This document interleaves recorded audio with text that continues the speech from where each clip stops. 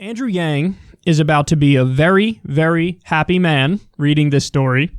Business Insider says the following: starting this week, 120 Germans will receive a form of universal basic income every month for 3 years. The volunteers will get monthly payments of 1,200 pounds. Is that pound? That's got to be euros, not pounds. Pounds is in Britain.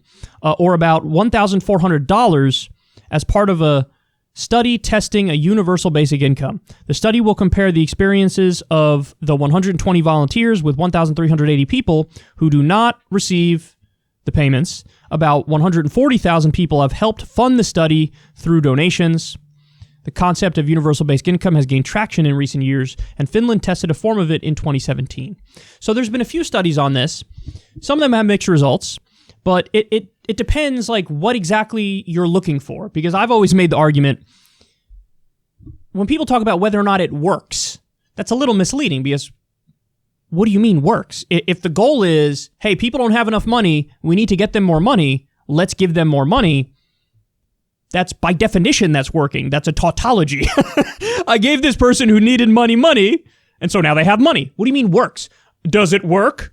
Does what work? Of course it works. If the idea is you got to give them money, and then you give them money, mission accomplished. It's done. It's over. What do you mean? So I do think a lot of the people who kind of stress like let's see whether or not this works, it just strikes me as like, it's almost like they're looking for reasons and excuses to say, I don't want to do it. You know what I mean? So I think the whole dialogue around it is a little weird in the first place, but yes, the studies have had mixed results depending on what kind of goals you're looking for. But, you know, the example Andrew brings up all the time, and I think he's right about this, is Alaska. They've had a version of universal basic income tied to the fact that it's like nationalized oil. It's like statized. It's the public owns the oil. So they get paid by the corporations that take the oil. They get paid every month a certain amount of money. And what's been shown is there is no negative effect. Like one of the arguments is, oh, that would breed laziness and make it so that people won't want to work. It turns out that's not really true, that people do still go about their regular lives. They just have a little bit more income. So it doesn't disincentivize work, which is, again, one of the arguments. But furthermore, even to the extent that, let's say it does hypothetically in one of these studies, okay? Well, what's the person doing? Andrew argues, again, I think he's correct, that the way the economy works now, there's certain forms of work that are not valued even though they should be.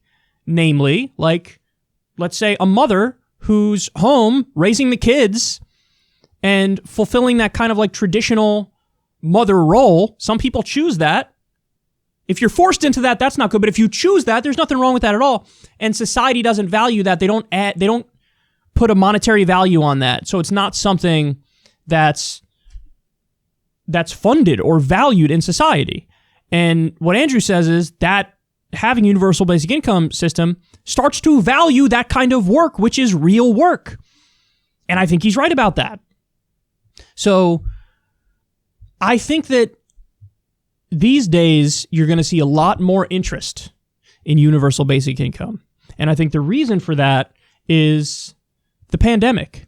You know, I've told you guys on this show that this is one of those issues that actually hopped my list and became one of the most important issues in my mind. Medicare for all has always probably been my top issue, but as soon as the pandemic hit and as soon as we saw everything that was going on, it just became obvious to me that the best way to try to ameliorate the pain that's out there is to give people direct cash payments because they need it. So, I don't think I'm alone in this. I think a lot of people realize the same thing. Now, you could, of course, argue over the finer details, the finer points of how we craft a UBI. Everybody's got their own ideas to whatever, how you fund it, how much, how often. But I think on the core issue, should we have it? A lot more people. I mean, there was a poll that came out recently. I think it was a pretty strong majority now that want UBI. Because when you have a pandemic and people are losing their jobs and a lot of other people are taking pay cuts, and the American people see corporations getting bailed out to the tune of trillions of dollars, yeah, we tend to look at that and say, you could give us the UBI if you wanted to. We want you to, and you should. You could afford it. You could do it. So I do think that with the pandemic, this is going to become a much more viable, attractive option. And I'm very happy to see that there are now trials happening in a number of different places. And it'll be very interesting to see how it does in different places, how it does impact employment. But gotta be honest with you, I think it's kind of a tautology anyway, that if people need money, you give them money, and whatever the other consequences are seem ancillary to the main issue, which is people need money, so give them the money. I would be fine with jumping right into the deep end, man. I'd be totally fine with just, let's cut those UBI checks now. Forget a trial run or whatever.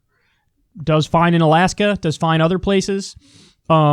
Whatever the downsides are, they're not that bad. And given the state of the economy with 20% real unemployment, a lot of people who have jobs are taking pay cuts because of COVID, with the economy grinding to a halt. I think now's the time. Now's the time. So I would say that other countries doing stuff like this, big countries, important countries, Germany doing something like this, that would kind of almost prod us in that direction to some extent, but the rest of the developed world has had single-payer healthcare or universal healthcare of one form or another for so long now, and we're still like, whatevs, bro. Even though now it's over 60% of the public wants Medicare for all, they still hold out on us. So it might yet again come down to us. We need like a civil rights movement style uprising where we're all out there in the streets, but it's over very specific issues like Medicare for all and universal basic income. That might be the only way we really get it at a national level in this country, because our leadership seems intent on denying us even minor relief